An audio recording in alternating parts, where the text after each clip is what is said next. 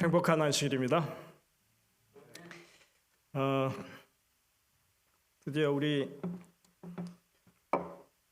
오필동 장로님의 장례식까지 마쳤습니다. 어떻게 한 달 동안 계속 이렇게 장례를 치른 것 같습니다. 어쨌든 우리 손청숙 집사님은 그 부친상을 한국에서 치르고 오셨고요. 그래서 네 건의 이 장례식이 무사히 잘 지나갔습니다. 슬픔을 당한 모든 이 가족들 위해 하나님의 위로하심이 함께하시기를 여러분들이 계속 기도해 주시기를 부탁을 드립니다. 오늘 우리 이광수 집사님 형제분들이 함께해 주셔서 너무 감사드립니다. 환영합니다. 오늘 뭐 다른 데서는 다 부활절을 이렇게 기념하는 그런 행사들을 준비하는 그런 상황 가운데 있지만 저희들은 사실은 매주가 예수 그리스도의 부활을 이렇게 생각하며 살아가는 그런 이 믿음을 가지고 있기 때문에 뭐 1년 중에 뭐 특별한 한 기간을 정하는 그런 일은 없습니다. 하지만 여러분들이 늘 우리가 죽음을 마주하고 살고 있고 또 그렇다 할지라도 우리에게는 항상 생명의 근원 되시는 하나님께서 허락하신 영생의 축복이 이미 주어져 있다고 하는 사실을 늘 마음 가운데 간직하며 살게 되시기를 간절히 바랍니다. 오늘은 저희들이 그 과정을 함께 공부하는 가운데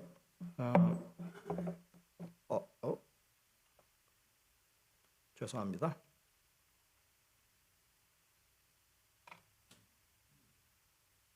다시 해보겠습니다.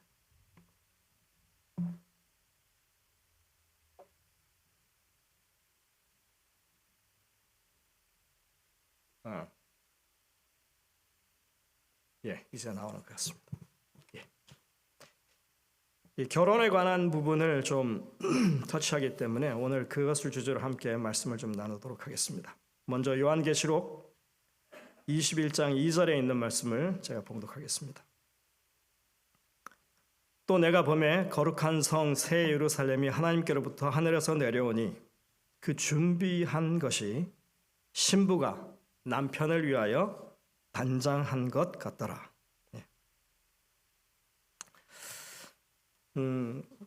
이 기록은 이 세상이 끝나고 이제 모든 악이 다 해결된 다음에 그리고 이 땅이 새 하늘과 새 땅으로 이렇게 새롭게 되면서 이곳에 이제 하나님께서 준비하신 영원한 이 하나님과 함께 살 그 도성 새 예루살렘 성이 이 땅에 내려오는 것을 묘사하고 있는 그런 말씀입니다. 그런데 그것을 가리켜서 뭐라고 얘기하냐면요, 그 아름다움을 신부가 그렇게 남편을 위하여 단장한 것 같더라. 일반적으로 사람이 특히 여자들이 가장 아름다운 그런 순간이 이 결혼식에서 보여진다고들 말을 합니다. 그래서 뭐 다이아몬드식이라고 얘기를 하죠. 자꾸 이렇게 지나가면 값이 떨어진다고 그렇게도 말을 하긴 합니다. 어쨌든 가장 아름다운 모습으로 이렇게 비춰지는 이야기를 지금 하고 있는 것입니다. 성경은 창조의 기록으로 시작해서 재창조의 기록으로 마칩니다. 그런데 똑같이 이 창조의 기록에 결혼에 관한 이야기가 나오고 그리고 맨 마지막에 새하늘과 새 땅이 재창조될 때 또 그때도 하나의 결혼식, 혼인잔치가 있을 것으로 그렇게 결론을 맺습니다.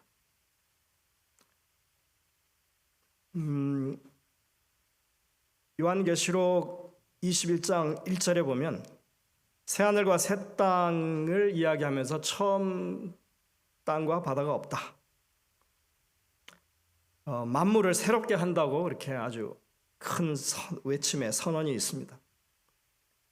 그리고 창세기 2장 23절에 보면 하나님께서 아담과 하와를 창조하시고 그 다음에 그 이야기를 좀 더 구체적으로 하면서 아담을 먼저 창조하시고 그 다음에 후에 하와를 창조하시는데, 아담을 창조하신 이후에 이제 그 혼자 있는 게, 독차하는 게 좋지 않게 보여서 하와를 배필로 주셨다 이렇게 표현을 할 때, 아담이 이제 자기에게 주어진 배필을 보고 이야기하는 내용이 이렇게 나옵니다. 이는 내 뼈 중에 뼈요 살 중에 살이라.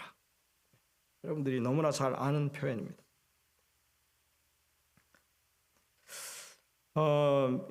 이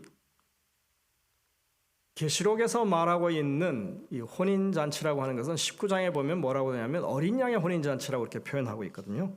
근데 그 어린 양의 혼인잔치를 이야기할 때 이제 남편을 위해, 신랑을 위해서 신부가 단장한 것 같더라 이렇게 표현하고 있고, 여러분들 제일 처음에 아담을 짓고 하와가 창조함을 받았을 때 이제 배필로 줘서 결혼식을 그때 하는데, 아담의 눈에 하와가 얼마나 아름다워 보였는지를 이렇게 설명하고 있는 겁니다. 뭐 같다고요? 뼈 중에 뼈요, 살 중에 살이라. 이게 무슨 표현이 이렇습니까? 이렇게 뭐랄까요? 이 감각이 떨어지는 표현이 어디 있을까 이런 생각을 할지 모릅니다. 이 성경에는 어떻게 표현이 옛날 것처럼 보이지만 정말 의미가 깊은 그런 표현이 들어 있습니다. 자, 성경을 통해서 우리가 죄 용서와 구원에 관한 이야기를 할 때 하나님께서는 성소라고 하는 주제를 가지고 이야기를 하십니다. 어떻게 사람이, 죄 지은 사람이 죄 용서함을 받고 성결한 삶을 살아서 하나님과 결국 함께 할 수 있을 것인가? 그 성소라고 하는 주제를 가지고 그걸 이야기합니다. 근데 이제 구원받은 백성으로서 하나님과 어떤 관계로 살 것인가를 이야기할 때는 이 결혼이라고 하는 것을 주제로 말씀하십니다. 우리가 이 아담이 하와에 대해서 이야기했던 이 표현을 예의주시해야 합니다. 아담이 이르되 이는 내 뼈 중에 뼈요 살 중에 살이라. 이것을 남자에게서 취하였은즉 여자라 칭하리라. 이 표현은 첫 남자가 첫 여자에게 아주 홀딱 반해가지고 하는 그런 이야기입니다. 근데 이렇게 읽으면 무슨 말인지 이해가 잘 안 돼요. 네?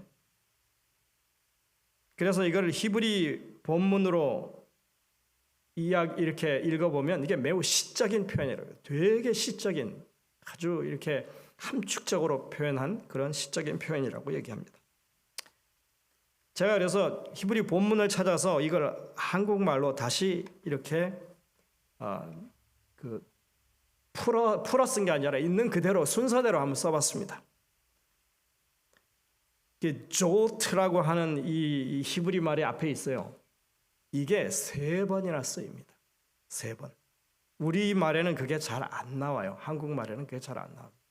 영어 번역에도 그냥 she 이렇게 되어 있어요. 그녀 이렇게 되어 있습니다. 근데 히브리 말로 조트는 어떤 거냐면 이것, 어떤 대상을 지칭하는 거예요. 이것. 근데 그래서 그 가장 아름답고 정말 자기에게 베풀어 주신 그 하와에 대해서 이거라고 하기엔 좀 그렇잖아요. 예. 하나님이 이걸 주셔서 이렇게 할 수는 없잖아요.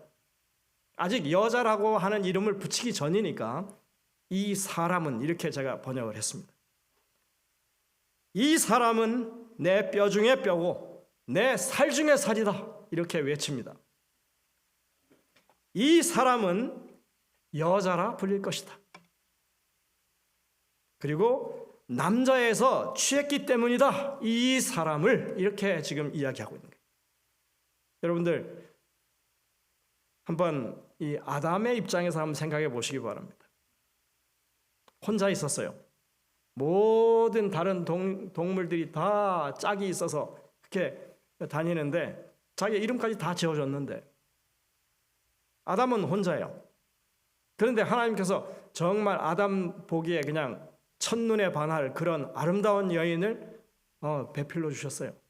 그 여인을 보면서 하나님이 어떻게 그 여인을 지었는지 말씀해 주셨어요. 아담을 잠들게 한 다음에 그 허리에서 갈빗대를 하나 취해서 그 다음에 그것으로 이 여인을 만들었다 이렇게 말씀하셨어요.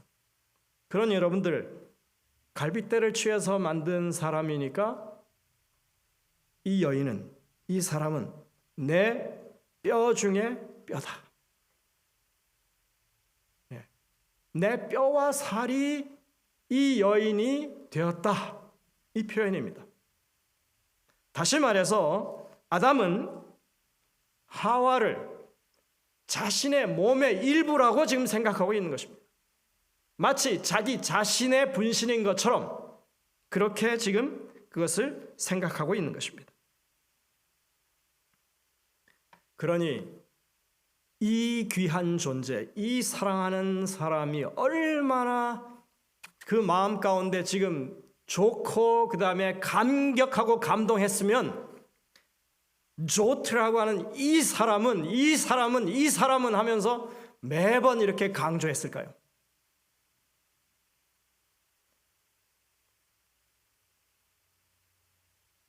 그러니까 지금 이 표현 가운데는 하나님께서 가정을 이루게 하신 의미를 살펴볼 수 있는 그런 내용이 들어있는 것입니다.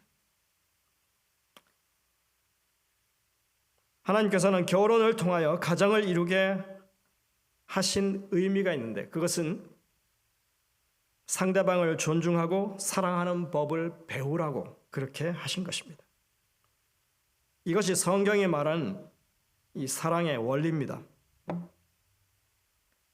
창세기에서 처음 사용된 사랑이라고 하는 단어가 어디에 나온다고 그랬죠?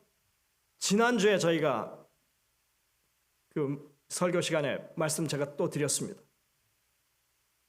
창세기 몇 장에 나온다고요?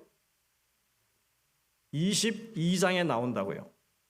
아브라함이 그 아들 사랑하는 독자 이삭을 하나님께 번제로 드리라고 하는 그 장에 가서야 창세기 21장까지 사랑이라고 하는 말 한 번도 쓰지도 않다가 아브라고 하는 말 쓰지도 않다가 여기 지금 그 아들을 희생제물로 드리는 이게 누구를 상징하는 거죠? 창세기 22장에 아담을 제물로 드리라고 하는 번제로 드리라고 하는 게 예수님이 그 모리아 사는 예루살렘을 가리켜요.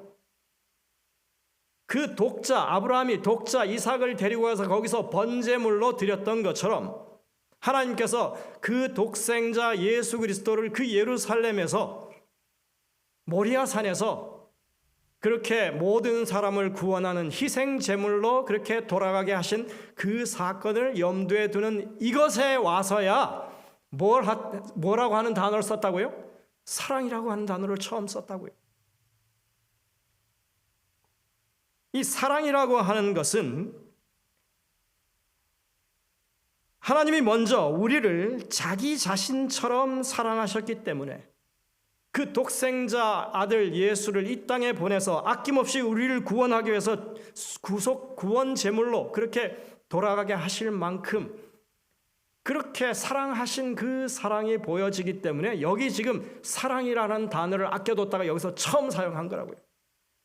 그 처음 사용된 이 사랑이라고 하는 단어는 사실 나 아닌 다른 사람을 위한 희생적인 그런 사랑을 의미하는 단어로 쓰이고 있는 거예요.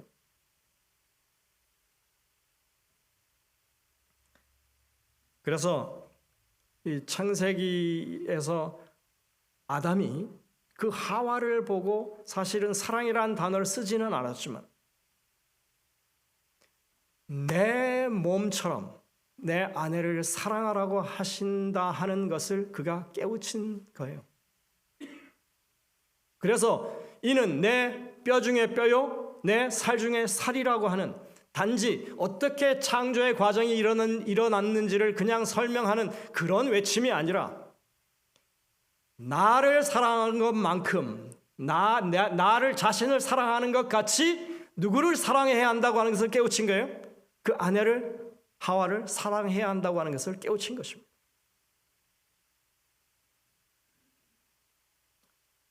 이게 성경이 말하고 있는 이 사랑의 원리입니다. 원칙입니다.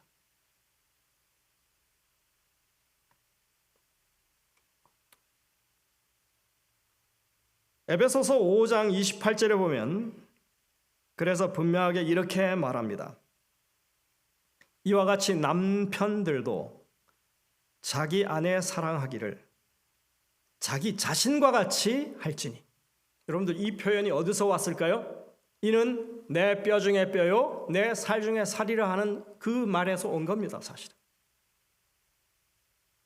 자기 아내를 사랑하는 자는 자기를 사랑하는 것이라. 참 우리가 이 하나님의 말씀을 조금 더 이렇게 사려 깊게 보기 시작하면 이 성경 전반에 걸쳐서 흐르는 사랑이 어떤 것인지, 사랑의 원리가 어떤 것인지를 잘 이해할 수 있게 되는 것입니다. 이 원리는 요한일서 4장 10절부터 11절에도 나옵니다. 사랑은 여기 있으니 우리가 하나님을 사랑한 것이 아니요 하나님이 우리를 사랑하사 우리 죄를 속하기 위하여 화목제물로 그 아들을 보내셨음이라. 창세기 22장에 사랑이라고 하는 단어가 처음 사용됐던 그 사건, 그 사랑하는 독자를 데리고 모리아산 예루살렘에 가서 번제로 드리라고 했던 그 상황 가운데 예수 그리스도의 죽으심을 상징하는, 십자가를 상징하는 그 사건에서 사랑이라고 하는 단어가 처음 사용되었던 것은 우리가 사랑이라고 하는 단어를 가지고 있지 않다는 것입니다.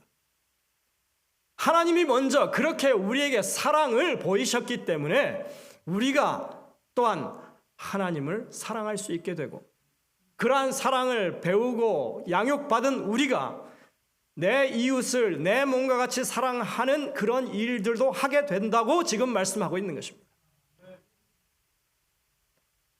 사랑하는 자들아, 하나님이 이같이 우리를 사랑하셨은즉 우리도 서로 사랑하는 것이 마땅하도다. 먼저 하나님의 사랑이 있어서 우리가 사랑이라고 하는 것을 알게 되는 거예요. 그저 눈에 보기에 아름답고 그냥 친근하기 때문에 사랑이라고 하는 것이 생기는 게 아닙니다. 만약 정말 아담이 스스로의 마음 가운데 사랑이라고 하는 것이 우러나오는 그런 사람이었다면 하와가 범죄했을 때 하와에게 그 죄를 돌리지 말았어야죠. 아담은 어떻게 했습니까? 하나님이 내게 배필로 주신 하와가 내게 그 실과를 줘서 내가 먹었습니다라고 하와에게 죄책을 전가하는 모습을 보였습니다. 우리가 하는 우리가 아는 사랑이라고 하는 대부분의 이 모습은 그렇습니다. 자기를 희생하는 사랑이 아니에요. 내게 유익을 주기 때문에 사랑하는, 그것에 대해서 어느 정도 이 보상하는 개념의 사랑을 우리가 사랑이라고 말하고 살아가고 있는 것입니다. 그런데 성경이 가르쳐주는 사랑은 하나님이 우리에게 보여주신 그 사랑을 바탕으로 우리가 내 형제나 내 이웃을 사랑하는 것을 가리켜서 사랑이라고 말하고 있습니다. 사랑은 경험으로 배우는 것입니다. 누군가로부터 참다운 사랑을 받아야 우리도 그런 사랑을 다른 사람에게 할 수 있습니다. 여러분들 가정에서부터 인정받고 그 다음에 사랑을 받는 아이로 자라는 것이 정말 중요합니다. 왜냐하면 그냥 이 세상의 그 사람의 관계 속에서는 진정한 사랑이라고 하는 것이 스스로 싹트고 자랄 수 없기 때문에 그렇습니다. 제가 지금도 잊어버리지 못하는 아주 생생한 장면 하나가 있습니다.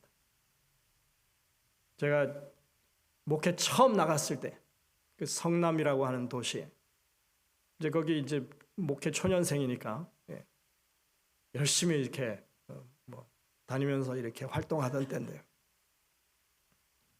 성남시청 앞에 그 버스 정류장에서 잠깐 이제 버스를 타려고 기다리고 있는데 갑자기 정말 입에 담을 수 없는 쌍욕 소리가 들렸습니다.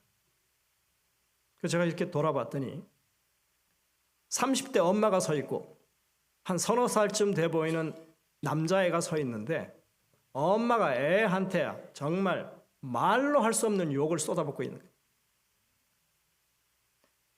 제가 그걸 보면서 무슨 생각을 했냐면요. 나는 내 평생에 아이들에게 정말 험한 소리 한 번도 안 하겠다. 해서는 안 되겠다. 그 아이가 너무 불쌍하게 보였어요. 아니, 사랑을 받아도 부족할 참에 그 아이에 대해 그 수많은 사람들이 주변에 있는데 그 아이에다 대고 그렇게 담을 수 없는 욕을 그렇게 해대는 몰지각한 그 상황을 보고 제 마음까지 아주 충격이 컸습니다.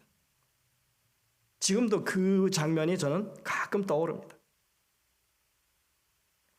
하지만 하나님은 우리를 정말로 사랑하셔서 우리가 그분을 거절해도 그분을 배반해도 그분을 모른다고 해도 여전히 우리를 사랑하시는 모본을 보이십니다. 그래서 그분의 사랑을 보고 조금이라도 느낄 수 있게 하기 위해서 지속적으로 우리에게 그 모본을 보이십니다. 그렇게 해서 우리 안에서 조금이라도 사랑이 싹틀 수 있는 기회를 얻고자 하시는 것입니다. 여러분들이 예수 그리스도를 믿고 그분의 사랑에 감동해서 침례를 받고 이제 교인이 되셨다고 하는 것은 뭐냐 하면 성령으로 말미암아 그 마음 가운데 하나님이 심으신 사랑의 씨앗이 심겼다고 하는 것을 의미하는 것이고, 우리가 신앙생활을 계속 점차적으로 연륜을 더해서 한다고 하는 것은 그 사랑이 하나님의 돌보심 가운데 계속해서 조금씩 더 커진다고 하는 것을 말합니다. 만약 여러분들이 예수 그리스도를 믿은 이후에 날이 가면 갈수록 사랑이 식어간다고 하면 뭔가 크게 잘못된 것입니다. 예전보다 사랑이 더 커져야 돼요. 예전보다 남편을 사랑하는 게 더 이해가 커져야 하고 아내를 사랑하는 게 더 커져야 하는 것입니다. 그게 하나님께서 계획하신 이 사랑의 원리입니다. 예수님도 이렇게 분명히 말씀하십니다. 내 계명은 내가 너희를 사랑한 것 같이 너희도 서로 사랑하라 하는 이것이니라. 사람이 친구를 위하여 자기 목숨을 버리면 이보다 더 큰 사랑이 없나니 너희는 내가 명하는 대로 행하면 곧 나의 친구라. 사랑은 그냥 이렇게 티켓처럼 쥐고 있는 게 아니에요. 살아있는 유기적인 관계에 속한 것입니다. 그래서 하나님을 더 깊이 사랑하면 할수록 내 이웃에 대한 사랑도 점점 더 커지는 게 그게 실제적인 사랑의 모습이에요. 이 친구와 이웃이라고 하는 이 단어 속에는 성경의 의미를 더하자면 거기는 나를 못 살게 구는 원수까지도 포함되어 있습니다.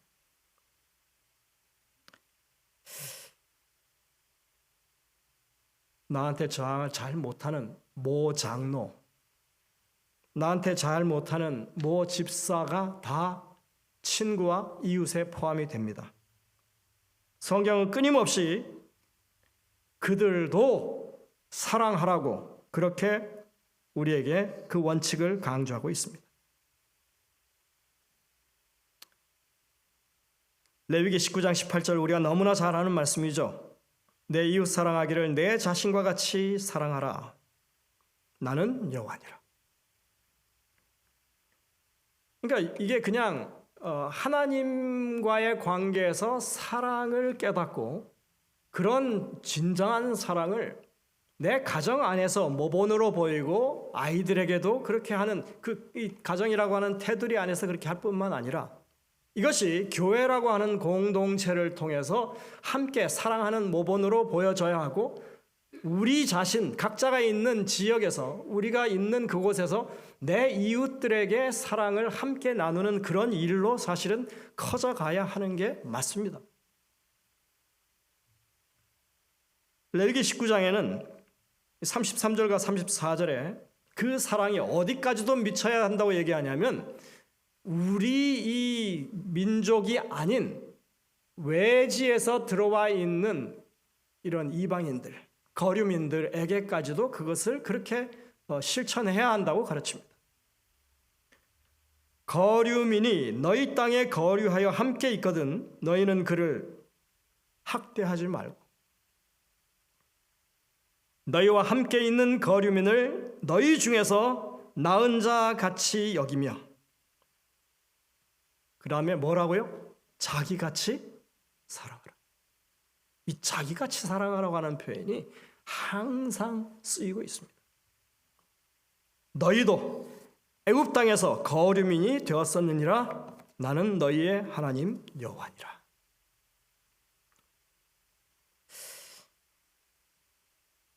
여러분들 이 땅에 많은 거류민들이 있습니다. 어떤 사람들은 정말 신분 때문에 고통받고 살아가고 있습니다. 그들에게 호의를 베푸는 것이 하나님의 뜻이고 하나님의 백성들이 해야 할 일이라고 하는 것 여러분들 잊지 마시길 바랍니다. 이렇게 하나님께서 이 가정을 태초에 이루게 하셨을 때 사실 이러한 사랑의 원칙이 모두에게 다 적용이 되고 그것이 점점 더 커지는 사랑이 되기를 계획하셨지만 사람이 타락한 이후에 그렇지 못했습니다. 결혼은 인간이 스스로 좋아서 하는 게 결혼이 아닙니다. 하나님께서 이렇게 짝을 지어주시고 가정을 이루게 하셔서 결혼이 되었습니다. 그리고 그 안에서 사랑이 싹트고 점점 더 크게 주변 사람들에게 미쳐지게 하신 게 하나님의 계획이었습니다. 그런데 죄가 이 땅에 들어오고 난 이후에 이러한 사랑의 원칙이 스스로에게도 또는 가정에서도 제대로 지켜지지 않고 결국은 이혼하는 일들이 일어나게 된 것입니다.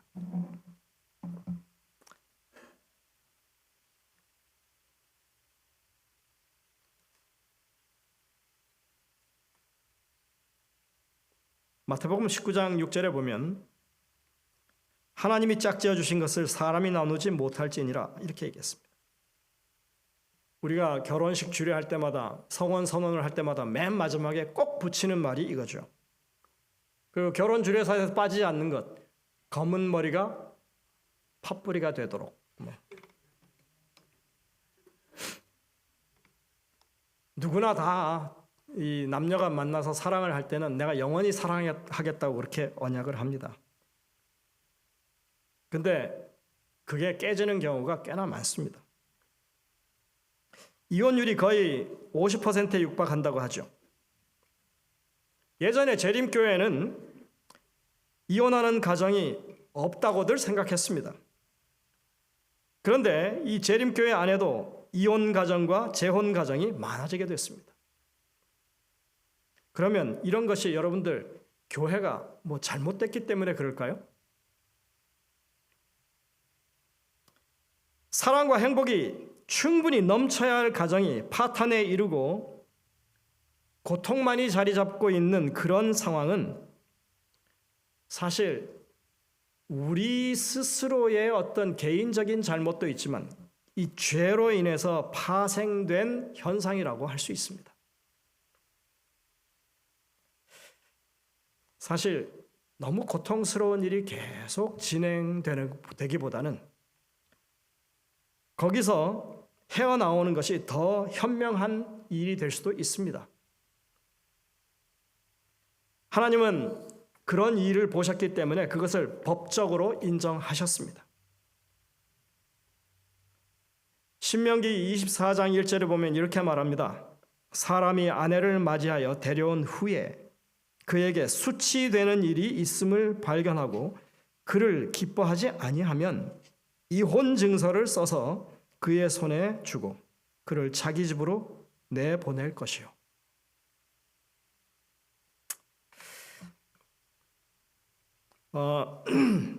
여러분들, 이 법이 왜 주어졌을까요? 이혼을 해도 괜찮아. 하나님께서 이렇게 허락하시는 거예요. 왜 주어졌을까요? 왜냐하면 이 결혼 관계를 유지하는 게 너무나 고통스럽고 이 서로에게 유익이 전혀 되지 않는 그런 상황이 되면 하나님께서 그 고통을 보기 힘드신 거예요. 그래서 너희가 도저히 힘들다면 이혼 정서를 써라. 그리고 헤어져라. 이렇게 말씀하시는 겁니다. 그런데 항상 이게 배려를 위해서 주어진 법률인데 이런 법률을 아주 곡해하고 자기 유익에 맞게끔 그렇게 쓰는 사람들이 있습니다. 특히 율법을 잘 안다고 하는 율법학자들, 이런 사람들이 그런 걸 해요. 이혼이 합법이다? 내가 편할 대로 그럼 이혼하게 만들어야지, 이렇게 하는 것입니다. 여기 아내에게 수치스러운 일이라고 하는 게 도대체 뭘까요? 우리에게도 여러분들 칠거지약이라는 게 있죠? 그죠? 칠거지약, 칠출이라고도 부릅니다. 7가지 쫓아내는 그 이유. 부모의 말씀을 거역하고 부모를 내쫓는 그런 경우는 내보낼 수 있어요, 아내를. 자식을 낳지 못하는 경우, 옛날에 있었던 일들입니다. 음행을 하거나 질투가 심하거나 그 다음에 아주 중한 병에 걸렸거나, 참 몰인정하죠. 그 다음에 아내가 아주 시비가 너무 잦아요. 그 다음에 비방을 합니다. 근데 요즘 이거 가지고 하면 참 큰일 날 텐데. 그리고 아내가 도둑질을 했다. 이런 것들이 이 칠출에 속해요. 칠거지약입니다. 유대인들도 이런 게 있었을까요? 예, 있었습니다. 아내에게 수치스러운 일이 발견되거든 했을 때 도대체 수치스러운 일이 뭘까? 이것을 해석하는 2가지 이 견해가 있었습니다. 첫 번째, 이 샴마이 학파는 아주 보수적인 그런 이 성경을 해석하는데 보수적인 사람들이에요. 이거는 아내가 음행한 것을 말한다. 그 외에는 아니다. 이렇게 주장을 했고, 이 힐렐이라고 하는 사람을 따르는 그 학파는 좀 진보적인 생각을 가지고 있었는데 아주 이기적인 진보적인 생각을 가진 거예요. 사소한 일에서도 남편이 못마땅하게 여기면 뭐 할 수 있다? 내보낼 수 있다. 이혼 증서를 써보낼 수 있다 그랬어요. 그래서 여러분들 음식을 태워 먹었다. 그것도 내보낼 수 있는, 이혼 증서를 써줄 수 있는 근거가 됐어요. 실제로 기록에 나옵니다. 남편 마음에 안 들면 안 돼요. 모든 게 다 부계 사회에 정치적으로 돼 있었기 때문에. 그래서 심지어 여기 지금 내가 하나 예를 들었는데, 남편이 아내보다 더 아름다운 여자를 발견하여 그녀가 남편의 눈에 은혜를 얻지 못하면 이혼 증서를 써줄 수 있다. 이게 뭔 말이에요? 아내가 못생겼다 이거예요. 이거 못생긴 것도 아니에요. 아내보다 더 아름다운 여인을 발견했다 이거예요. 무슨 최저가 세일을 합니까 이게? 예? 여기보다 더 싼 곳이 있으면 환불해 줍니다. 이런 거예요? 정말 말도 안 되는 그런 일들이 여기 지금 있는 것입니다. 칠거지약 중에 삼불거라고 하는 게 있었어요. 그것은 뭐냐 하면 이 3가지 경우에는 어떤 일이 있어도 아내를 내보낼 수 없다. 칠거지약에 해당된다 하더라도, 첫 번째, 아내를 내쫓았을 때 갈 곳이 없을 경우, 정말 이거 인정이 있는 겁니다. 두 번째, 부모의 3년상을 함께 한 경우, 그만큼 가정에 이렇게 그 효성을 다한 모습이죠. 그 다음에 원래는 가난한 집안이었는데 아내가 들어온 다음에 부자가 되었을 경우에는 못 쫓아낸다 그래요. 상당히 합리적이죠. 이 여성의 어떤 인권에 대해서 어느 정도는 그래도 좀 여기 뭐가 있는 겁니다. 근데 여러분들, 유대인들은 이것도 없었던 것입니다. 그냥 자기 하고픈 대로. 아까 뭐라고 그랬어요? 신명기 24장 1절에 남편이 보기에 여자에게 수치스러운 일이 발견되거든 했을 때 이 수치스러운 일을 자기들 멋대로 갖다가 해석하고 붙인 거예요. 예수님은 분명히 뭐라고 그랬습니까?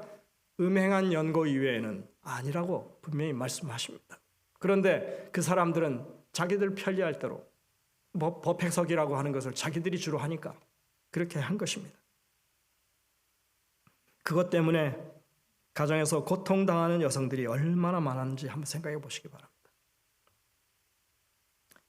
이혼당한 그런 여성들과 그 아이들, 그들의 고통은 누가 다 책임을 져야 하는 것입니까?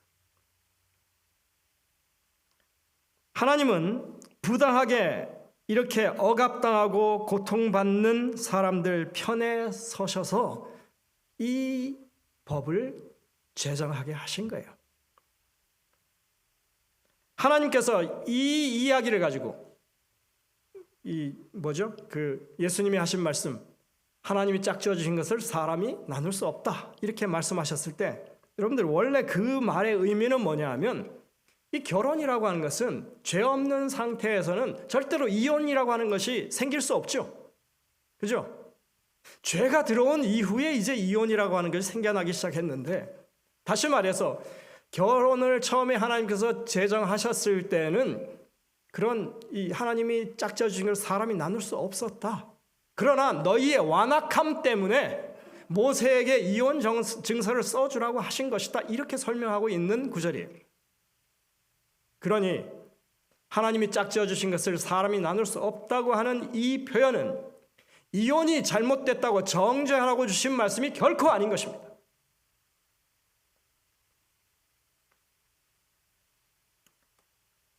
제가 첫 임지에서 있었던 일입니다. 햇병아리 전도사니까 얼마나 아주 열심히 있었겠습니까? 그런데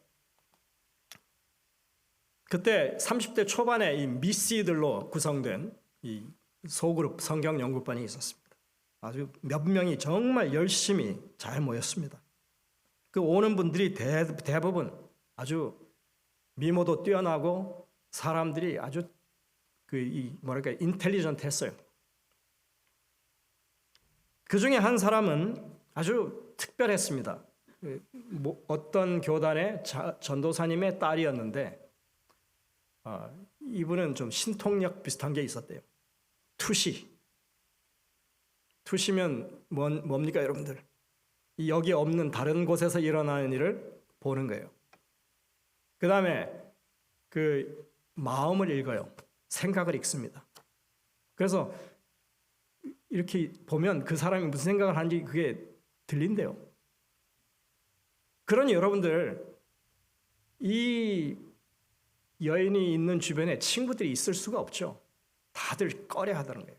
그래서 자기가 그렇게 열심히 기도했대요. 하나님 저한테서 제발 이 능력을 거두어 가달라고. 그랬더니 점점 그게 사라지더니 결국은 그게 없어지더래요. 하여튼 그런 분이었어요.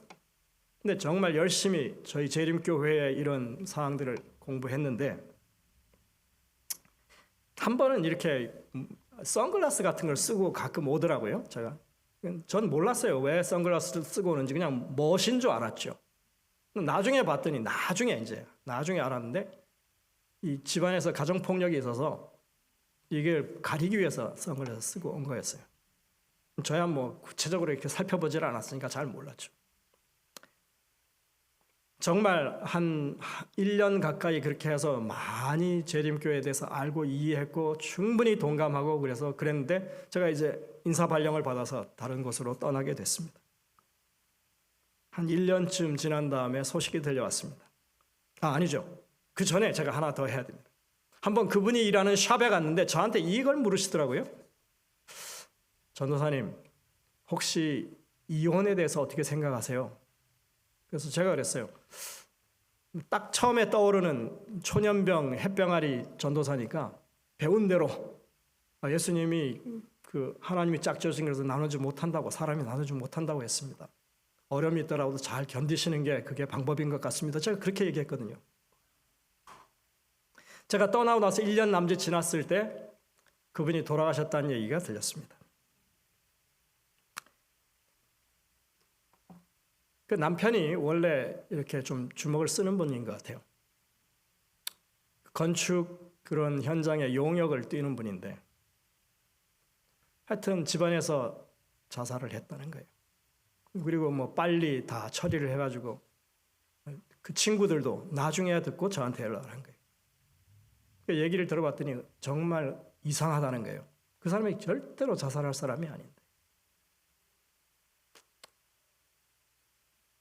그래서 이제 뭐라고 할 수는 없어요. 근데 제가 제 마음 가운데 계속 걸리는 게 그 남편에 의한 폭력이 계속 그 사람을 괴롭혔다고 하는 생각이 들었고, 저한테 전도사님 이혼을 어떻게 생각하세요? 물었을 때 제가 대답했던 게 제 마음 가운데 걸리는 것입니다.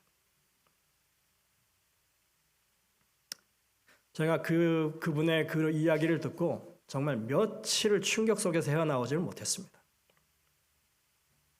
그리고는 제 마음 가운데 결심을 분명히 했습니다.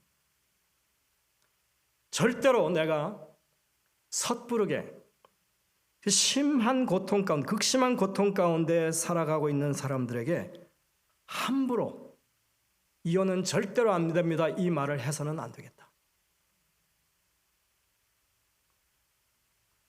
하나님께서는 고통당하는 사람의 입장에서 이 법률을 제정하셨고 너희가 도무지 견디기 힘들면 그렇게 하라고 하셨는데 우리가 이 앞뒤 관계를 제대로 이해하지도 못하고 그들의 그 고통을 이해하지도 못하는 상황 가운데 원칙이랍시고 그렇게 얘기하는 것 자체가 얼마나 제가 이 마음 가운데 깊은 후회가 됐는지 모릅니다.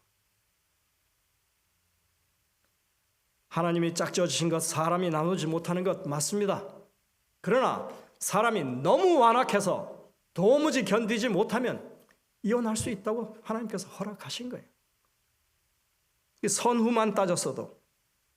그래서 저는 그 이후로 절대로 그런 문제에 대해서 이야기할 때 항상 그 문제가 제 이 생각에는 자리 잡고 있습니다.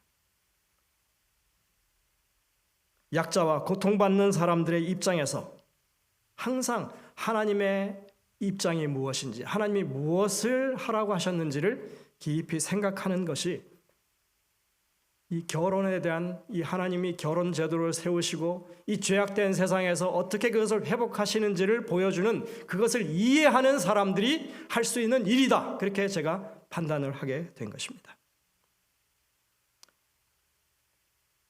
성경은 혼인 제도로 시작해서 혼인 제도로 맞춰요.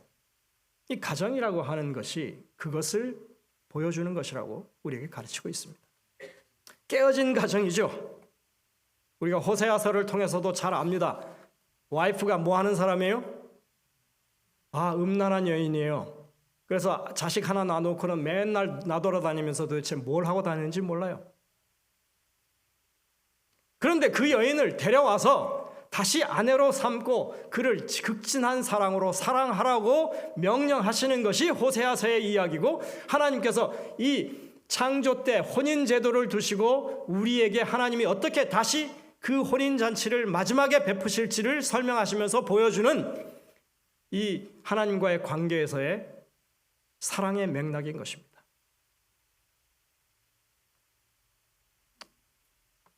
우리는 사실은 하나님을 떠났던 사람들입니다.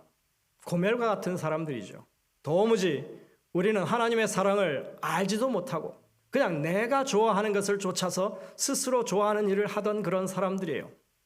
그런데 하나님이 우리를 사랑하신다고 하는 것을 예수 그리스도의 십자가를 통해서 깨닫고 이제 돌아와서 하나님의 사랑을 다시금 깨닫기 시작한 그런 회개한 그런 음녀와 같은 사람들인 것입니다. 근데 그렇게 이제 하나님의 이 결혼 제도를 통한 진정한 사랑이 우리에게 흘러 들어와서 어떻게 그것이 커져서 다른 사람들에게로 흘러가는지를 이해하게 된 사람들이 이제 마지막 때